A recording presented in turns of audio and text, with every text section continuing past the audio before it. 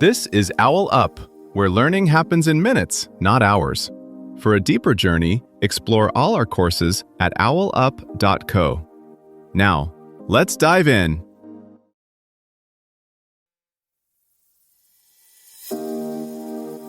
Welcome back to Chapter 2 of our series, Daily Stoic Wisdom, Seneca's Letters to Lucilius. In this episode, titled On Time, Managing Life's Most Precious Resource, we'll explore Seneca's profound insights on the value of time and how we can make the most of it in our daily lives. So, let's dive in. Seneca wrote that life is long if you know how to use it. Yet most of us lose hours each day to distraction we don't even remember. You sit down to check one message, and suddenly the afternoon is gone. Where did it go? And who, exactly, spent it for you? Seneca would say our problem isn't that life is short, but that we treat it like a casual free sample instead of a finite allocation. We act as if the day will quietly refill itself no matter how we slice it up.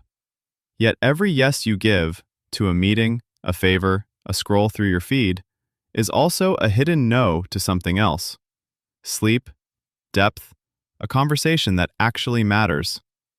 Modern research calls this opportunity cost, but Seneca grasped it centuries ago when he warned that people guard their property yet allow others to trespass on their time.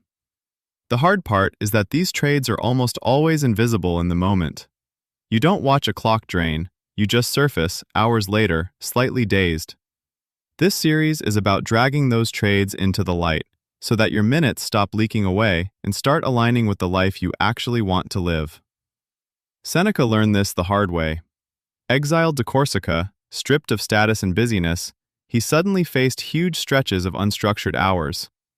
Instead of treating them as dead space, he treated them as raw material, turning enforced solitude into some of his most enduring work. Today, no one ships us to an island, but our days still contain pockets like that. Commutes, queues, those 10 minutes before a call starts. Research on attention shows these in-between moments quietly shape our mood and identity. Used carelessly, they train us for fragmentation. Used deliberately, they become small but steady investments in who we're becoming. Seneca's twist is uncomfortable. He says we rarely lose time, we mostly give it away. Not in dramatic, heroic chunks, but in tiny, automatic decisions that feel too small to matter. Open one more tab. Say yes to a quick call. Let a notification decide what you'll think about next. No villain steals your day, your routines do. Modern research backs this up.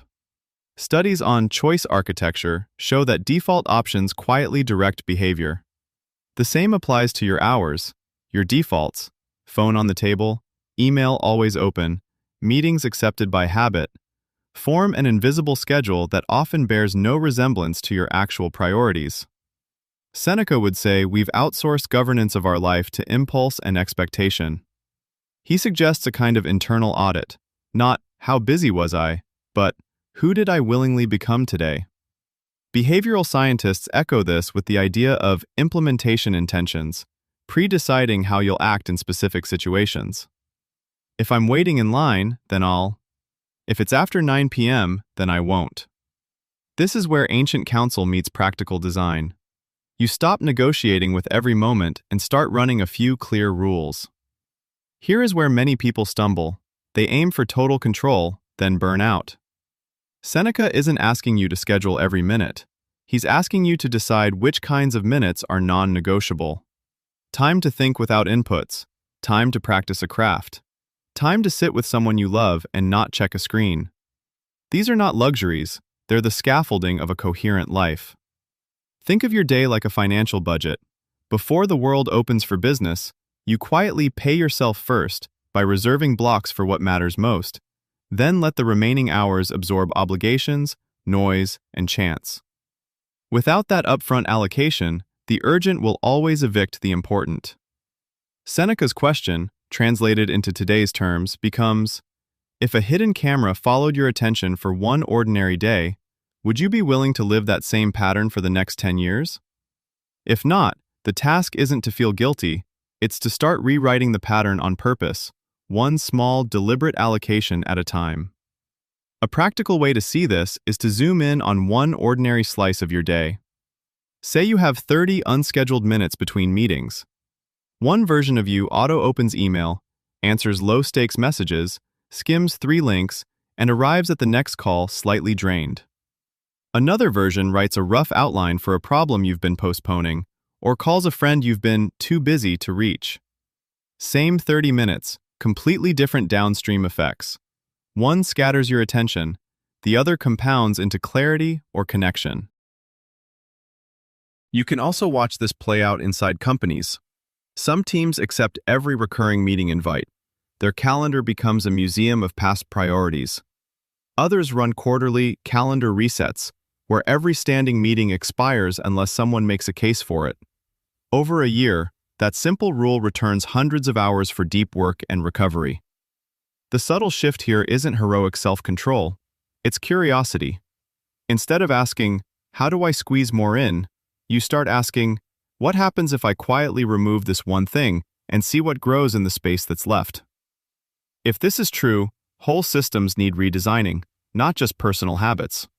Schools might treat attention labs like science class, students running weekly experiments on how different environments affect their ability to think.